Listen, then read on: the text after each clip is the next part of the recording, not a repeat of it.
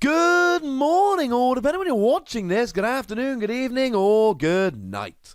My name's Ross, and as always told out of Voice Radio. So today, we're going to be having a look at a deck that I am frankly extremely excited about. It all revolves around Pyroar. Now, partly, I'm a big fan of the Detroit Lions, and Pyroar's a lion. So that instantly makes me want to like it. Secondly, this is a card I've been playing around with since it was first revealed, and I've not found a particularly good winning list for it yet. Well, the good news is I've got some lovely followers over on Twitter, at the Wassy, including Kit, at Flight of Zant, who won a Cup 3-0-0 today with a Pyroar deck. Although at Ceruleum apparently was the originator of the list. So I thought, right, if somebody's going and winning League Cups over in America with this, we should probably have a gander. I'm assuming America. I know we look at a lot of Japanese lists on this channel, because we have them and they're good and they're indicative of what's going to be good. And, of course, it means that when sets come out here, you're like, oh, I want to make a Pikachu and Zekrom list. Oh, there's one on PTCGRadio. But it is nice sometimes to look at really weird, unusual lists which are doing well outside of Japan. So to start off with Pyroar then, that really is the star of the show here, we have an ability that reads, whenever your opponent plays an item or supporter card from their hand, prevent all effects of that card done to this Pokemon. That means that stuff like Crushing Hammer won't get rid of the energy, Enhanced Hammer won't get rid of the energy. Think about it like the old Primal Groudon, which had Omega Barrier, which was just awesome because it meant that you could just essentially get it going when it was ready to do so. So you can build up a Pyroar on the bench and your opponent is not playing a Guzma to get in the active. And one of the great things about Primal Groudon was that as much energy as it took, you didn't lose that energy when your opponent played these cards. Well, the great news is that's like it from Pyroar as well. So as much as Pyroar's going to be relying on double colorless energy, and it is, that's not a bad thing because you're not vulnerable to Enhanced Hammer like you would be in so many other decks. So that's a handy bonus. And the other main part of the card here, the main part of the card in fact, is the attack. Fire double colorless, but like I've said, double colorless doesn't carry the risk it usually would. 80 damage, but if there is a Lysander Labs in play, this attack does 60 more damage. Now this is a little bit of a double-edged sword. On the one hand, doing 140 against other non-GX decks is going to be great. Granbull, he gone. White Kyurem, he gone. Baby Buzzwole, hey Nick, he gone. Ladies and gentlemen, it is good against other non-GXs. The issue here is against GXs. Because most of the time, what we'd be doing here is going, well, 140 is all right, because you can pop a Choice Band on, then you get a one-hit KO on Tapu Lele. I believe I was silly enough to mention that in the video I made when this card was first revealed. The thing is, we need to have a look at Lysander Labs here and remind ourselves that Lysander Labs actually says Pokemon tool cards in play, for both players, have no effect. That means that Choice Band will not add an extra 30 damage and allow you to get a one-hit KO on a Tapu Lele. It will in fact do literally absolutely nothing. So you're hitting 140 here. The good news is you don't need to waste much time on tools, although we did play a couple of tools here. But generally speaking, we're doing all right without tools. So we're not doing well on damage modification. We're hitting 140. The good news is, of course, it's a non-GX. You're not really going to be relying on GXs here. So we're going to be playing Shrine of Punishment. And Shrine of Punishment is going to be really nice because it's going to allow you to put one damage counter on each Pokemon EX and GX between turns. If you're hitting for weakness, then you're generally going to be okay. Something like a Celebi and Venusaur Tag Team GX here will go down in a single hit because you'll double up to 280. That's very nice. And so generally if you're hitting for weakness, good. If you're not hitting for weakness, bad. Some non-GX is good. Against regular GXs, you're going to be relying on 2-hit KOing or maybe 1-hit KOing after a few turns of Shrine of Punishment. And that is essentially the best you can hope for here. And that's not necessarily a bad thing, because you're shutting down your opponent in terms of not allowing them to play tools, and you're playing an entirely non-GX deck here, which means that you can afford to lose a couple of these here and there, and it's not going to be the worst thing ever.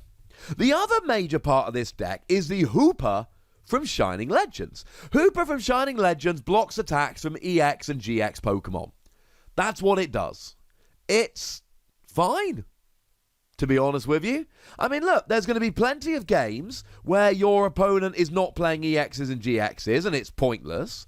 And there's going to be plenty of games where they are, and this is great. Now, we're not really playing much energy here. We are playing enough to attack with Hooper. There are some darkness energy in the deck. Generally speaking, this can just buy a little bit of time to get a couple of turns of Shrine of Punishment and just bring all of your opponent's Pokemon down into range here. That is essentially what we're playing around with. That is largely the goal with Hooper. You can attack with it, but there aren't that many decks that are going to be completely shut down by this. So what you do is you take advantage of the fact that you're 2-hit KOing lots, you've got Shrine of Punishment, and this will bring a few into 1-hit KO range, and then you should essentially be, as Argos might say, good to go. And that's largely the deck here. Using Pyroar to 2-hit KO, using Lysander Labs to turn off tools, and then using Hooper to block where you can. Now, we do play a whopping 3 Oranguru here, because you need to be able to draw your Lysander Labs. You've got to have it in play or you're not doing enough damage. We need some draw here, and remember, we're not playing Tapu Lele because we're playing Shrine of Punishment. Now, at this stage, I should mention, yes, obviously you can't have Shrine of Punishment and Lysander Labs in play at once, but you put Lysander Labs when you're about to attack, and Shrine of Punishment when you're not. There we go. Simple as that. It does work. And then we've got one Macargo, which lets you put any card on top of your deck really good if you're going to be playing Oranguru. And we're not even playing any Slugma here, we're just playing Ditto Prism Star. Now, Ditto Prism Star is the only way to get Macargo out, but it does act as a 5th Litleo if you are desperate. Now, in terms of the deck as a whole, there are a bunch of things here that you maybe wouldn't be expecting. I've already told you about the 2 different stadiums, so I need to mention Lusamine here. Lusamine is a great card whereby you get to put 2 in any combination of supporters and stadiums into your hand. Generally speaking, Lusamine is used to recover your supporters, but here it's largely going to be used for stadiums. Like I've said, in some matchups, Lysander Labs is going to be way more important. In other matchups, Shrine of Punishment is going to be way more important. Lusamine basically says, look, you've actually got 6 of each if you need them. Between your 2 Lusamine and your 2 of each stadium, if you need Lysander Labs every turn, you're going to have it. We also see 3 copies of Acrobike. This is a deck that is designed for speed, hence the 3 Oranguru, hence the Acrobike. And then we see 2 bodybuilding dumbbells here. Now, initially, bodybuilding dumbbells might seem a little bit weird, given that you're playing Lysander Labs, which turns off all of your tools and your opponents. The thing is, you're playing 2 Lysander Labs. Against GX heavy decks, there's going to be plenty of turns where you're relying on Shrine of Punishment, so you can just sit here with bodybuilding dumbbells on. The other thing is, right, your opponent might get rid of the stadium by playing their own stadium. And if they're going to go ahead and do that, then they actually activate your bodybuilding dumbbells. It's not like you're playing any other tools that you desperately need on there. Sometimes you actually can just chill with a bodybuilding dumbbells on. And then the rest of the deck is largely a little bit more standard, other than Lysander Prism Star. This is amazing. I love this. What it allows you to do is, for each of your fire Pokemon in play, put a card from your opponent's discard pile into the Lost Zone. And if you can play against, say, a Zoroark deck, and catch them with 2 or 3 double colourless in the discard, and Lost Zone them, they're basically out. Oranguru recovers it. That's how they don't run out of double colourless energy, but you can just sit here and be like, yeah, now they're in the Lost Zone, you're going to be struggling to find them. Even maybe they've got 1 or 2 left in their deck, but if they've only got 1 or 2 in their deck, they're probably not going to be able to find it when they need it. We then see 4 Lily and 4 Cynthia. They are the 2 best draw cards in the format. They are the ones that help you get set up. That makes a lot of sense. We see 3 copies of Guzma. It's both a switch and drags a Pokemon from the bench to attack. That's quite nice. And 1 copy of Judge, just to give yourself that little bit of disruption if you think your opponent's got a good hand. We've got 4 Ultra Ball to search out any Pokemon and 2 Nest Ball to help you out in the early game just to get those basics out and rolling.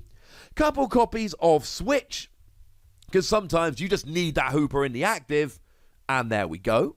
1 copy of Rescue Stretcher because, well, 4/4 Pyroar might not be enough. Rescue Stretcher. Actually, Rescue Stretcher plus Ditto does mean that if you need to, you can have a 6/6 Pyroar line. Rescue Stretcher gets back 2 Pyroar and a Litleo. Ditto becomes a 6th Litleo. It can work. And then just 2 copies of Enhanced Hammer. Obviously, the combination of Enhanced Hammer and Lysander to Lost Zone Special Energy can be absolutely devastating. I am slightly unconvinced as to whether this deck does quite enough damage to thrive in every metagame, but I can tell you for certain that this deck is annoying enough and good enough that there are several metagames in which it will be very, very nice indeed. So there we go. But, ladies and gentlemen, you know at this stage, I'm going to want to know what you think about this deck. So please do let me know in the comment section. Go nuts, but please do remember the rule. Be nice, would ya? And then make sure you like this video, subscribe to this channel, follow me on Twitter at @TheWassy, and Twitch for some live action at twitch.tv/PTCGRadio. If you want to support the channel, get some bonus podcasts and all of that, head on over to patreon.com/PTCGRadio, where you can do that. And please do make sure you're checking out youtube.com/WassyPlays, where we talk Transformers and Keyforge and any other game that takes my fancy. But by far the most important thing, as always, is to look after yourselves until next time. Thank you very much for watching. My name's Ross, and you've been watching PTCG Radio.